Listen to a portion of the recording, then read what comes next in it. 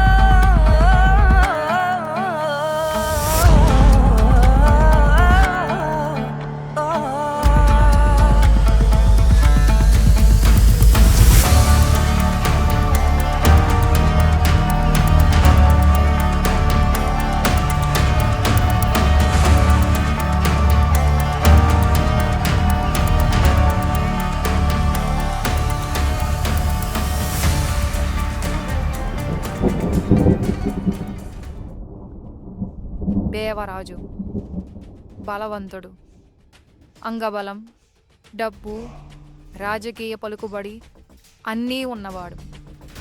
అతనికి ఎదురు చెప్పేవారే లేరు, ఒక్కడు తప్ప, కాసుబాబు. ఇతడి బలం ఇతడే. అంగబలం లేదు, డబ్బు లేదు, రాజకీయ పలుకుబడి లేదు, అయినా బలవంతుడే. ఎందుకంటే ఇతను తెగించినవాడు. అందుకే దేవరాజును సైతం ఎదిరించగలుగుతున్నాడు. వీళ్ళిద్దరి మధ్య శత్రుత్వం పెరుగుతూనే ఉంది. ఆ శత్రుత్వానికి పెద్దగా కారణాలు కూడా లేవు. ఒకరింట్లో ఒకరిని ఎవరు చంపుకోలేదు, ఒకరికి ఒకరు ఎవరు అన్యాయమూ చేసుకోలేదు. ఆ శత్రుత్వానికి ఉన్న ఏకైక కారణం అహంకారం. దేవరాజు ఎంత పెద్దవాడైతే నాకేంటి అన్న కాసుబాబు అహంకారం, కాసుబాబు లాంటి ఒక చిన్న కుర్రాడు నన్ను ఎదిరించడం ఏంటన్న దేవరాజు అహంకారం. ఆ అహంకారమే వాళ్ళ శత్రుత్వాన్ని పెంచుతున్నది. వీళ్ళిద్దరూ ఏ విషయంలోనూ ఏకీభవించరు, ఒక్క నా విషయంలో తప్ప. నా పేరు సుందరి. దేవరాజు ఏకైక కూతుర్ని, కాసుబాబుని ప్రేమించి పెళ్లి చేసుకున్న భార్యని. నాకు నా తండ్రి అంటే ఎంత ఇష్టమో నా భర్త అన్న అంతే ఇష్టం. నేను నా భర్త అన్నింటికీ దూరంగా పట్నంలో బ్రతుకుతున్నాం. నా తండ్రికి నేను ఎవ్వరిని ప్రేమించినా పర్లేదు, కానీ తన శత్రువును ప్రేమించి పెళ్లి చేసుకోవడం నచ్చలేదు, తట్టుకోలేకపోతున్నాడు. మా నాన్నకి నా భర్తని చంపేంత శత్రుత్వం లేదు, కానీ ఒక్కరిని మాత్రం ఎప్పటినుంచో చంపాలనుకుంటున్నాడు. బోసిరాజు విపరీతమైన కామాంధుడు. బోసిరాజుకి ఒక్కడే కొడుకు కొండరాజు, తండ్రిని మించిన వెధవ.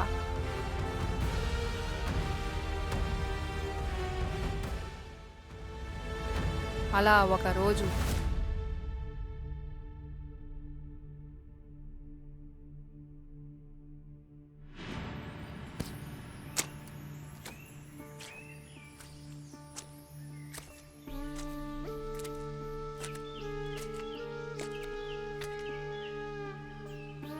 ఏం కావాలి? ఎందుకు వచ్చావు? చెప్పబే, ఎందుకు వచ్చావు? ఓ దాని గురించా? ఏం చేస్తాం? నచ్చింది రేపు చేసి వదిలేస్తా నేను వెళ్ళి నాటగా చేసింది, చంపేశాను. ఇందులో నా తప్పేమీ లేదు. నేను ఏదో నాకు వర్తిచ్చింది వెళ్ళిపోదాం అనుకున్నా. నేను రేపు చేస్తే మచ్చడిపోద్దా? ఏమైంది? ఏం కాదు. అయినా ఈ ఆడనందులో రేపు చేస్తుంటే ఎందుకు గింజుకుంటారు నాకు అర్థం కావట్లేదు. దాని మొగుడో బాయ్ ఫ్రెండో చేసేదానికి నేను చేసేదానికి తేడా ఏముంది? అయినా అది గింజుకుంటే అర్థం ఉంది. నువ్వెందుకు ఏడుస్తున్నారా? అది నీ చెల్ల, అక్క కాదు కదా. నేనేదో చిన్న రేప్ చేశాను, ఎక్స్ట్రా చేతనని స్మూత్గా చంపేశాను. దీనికేం మండిపోతుందా నీకు? దీనికన్నా మండేసి చెప్పనా నీకు? దాన్ని రేప్ చేస్తున్నప్పుడు నీ పిల్లను ఎంచుకుంటే చేశాను, గొప్ప సుఖం వచ్చింది. ఎప్పటికైనా నీ పిల్లని చెయ్యండి రా.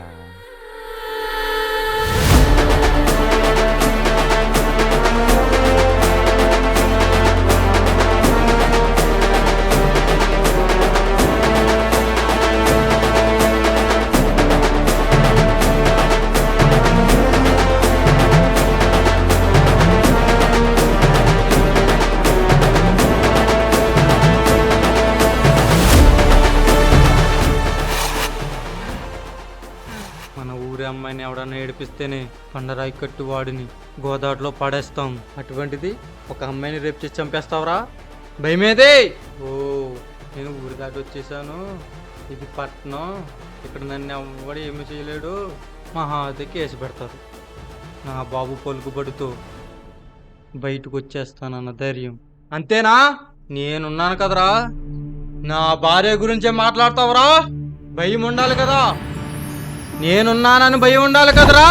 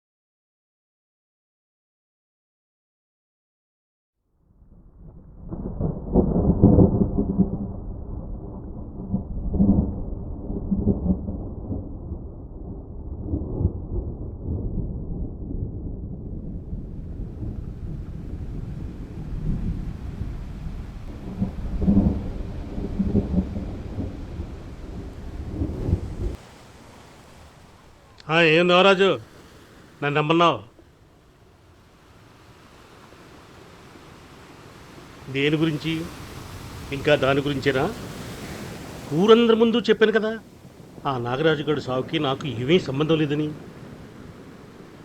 అయినాడు భార్య ఒప్పుకుంది కదా, నా భర్త సావుకి బోసురాజు గారికి ఏమీ సంబంధం లేదని. ఊరంతా ఒప్పుకుంది. అయినా ఇంకేంటి?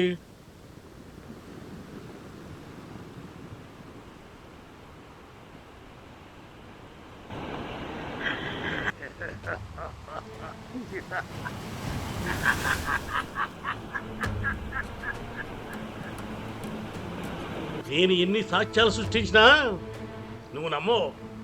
నిజమే, ఆ నాగరాజు గారిని నేనే చంపేశాను. ఆడి ప్రాణాన్ని అనుభవించాలనిపించింది.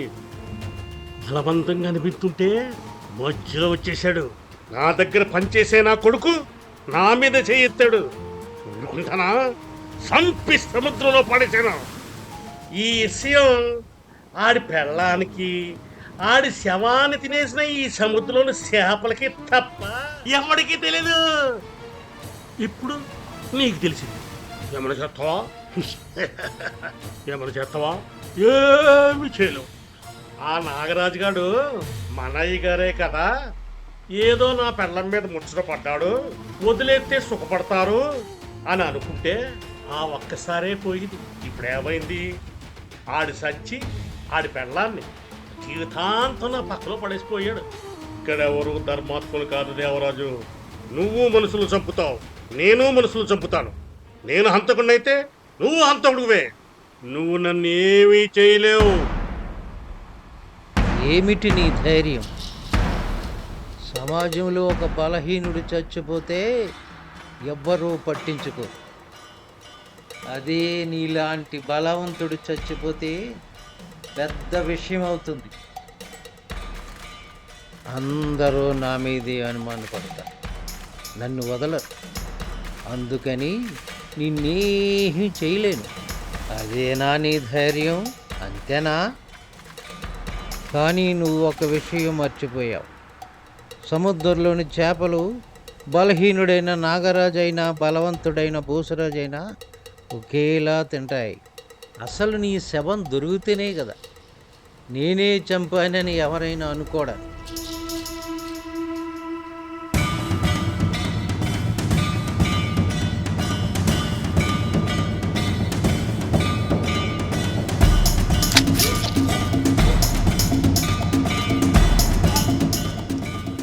నువ్వు అన్యాయంగా చంపితే నేను న్యాయం కోసం చంపుతా.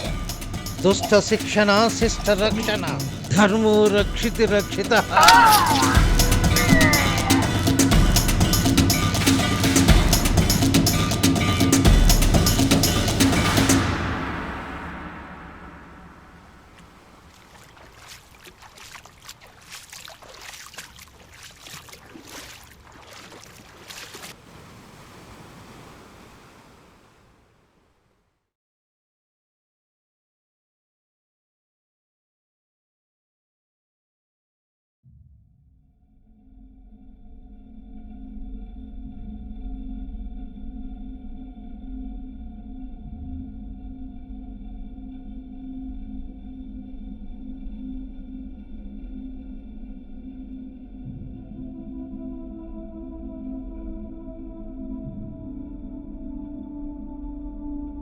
నన్ను క్షమించమ్మా వరాలమ్మ. నీ భర్తను చంపి నీకు తీరని బాధను మిగిల్చాను. లేదయ్యా, నువ్వు చేసిందే సరైన పని. నా భర్త చాలా దుర్మార్గుడు. ఎంతోమంది ఉసురు పోసుకున్నాడు. వాణ్ణి నేనే చంపేద్దామనుకున్నాను, కానీ నువ్వు చంపేశావు. నా భర్త చచ్చినందుకు నాకెలాంటి బాధ లేదు. నా కొడుకు, ఏవి ఎరగని నా కొడుకు ఎలాంటి గొడవలకి దూరంగా వెళ్ళి కాయ కష్టం చేసుకుని బ్రతుకుతున్నాడయ్యా. వాణ్ణి కూడా చంపేశారయ్యా. నేను ఇంకెలా బ్రతకాలయ్యా? నీకొక అన్నగా మాటిస్తున్నానమ్మా. నీ కొడుకుని చంపింది ఎవరో చెప్పు. వాడు ఎవడైనా సరే అడ్డంగా నరికేస్తాను. ఎవడు వాడు? మీ అబ్బాయిని నేను కావాలని చంపలేదమ్మా. లేదు బాబు, నా కొడుకు చచ్చినందుకు నాకెలాంటి బాధ లేదు. వాడు చేసిన వెధవ పనికి నేనే వాణ్ణి చంపేద్దామనుకున్నాను. వాణ్ణి నువ్వు చంపి ఆ అమ్మాయికి న్యాయం చేశావు. నా బాధంతా నాకున్న ఏకైక దిక్కు నా భర్త. నా భర్తను కూడా చంపేశారయ్యా, అతనికి ఎదురొస్తున్నారని. ఏవయ్యా, తప్పు చేస్తే ప్రశ్నించకూడదా? ప్రశ్నిస్తేనే చంపేస్తారా? నీ కొడుకుని చంపి నీ కొడుకు మీద కొట్టానమ్మా. నీ భర్తను చంపిన వాడిని చంపి నీకు మనశ్శాంతిని కలగచేస్తాను. ఇది నా మాట. చెప్పమ్మా, నీ భర్తను చంపింది ఎవరు? చెప్పమ్మా, నీ కొడుకుని చంపింది ఎవరు? నా కొడుకును చంపింది నీ అల్లుడు కాసుబాబు.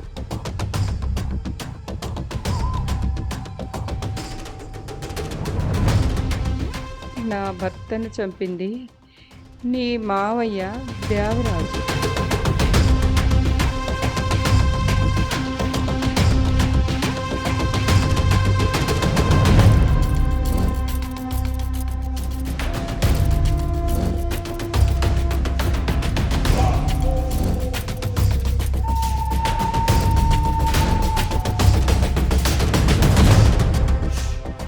దేవుడు నాకెంతో అన్యాయం చేశాడు, కానీ నా బాధను చూసి నాకు ప్రతీకారం తీర్చుకునే అవకాశం కూడా ఇచ్చాడు.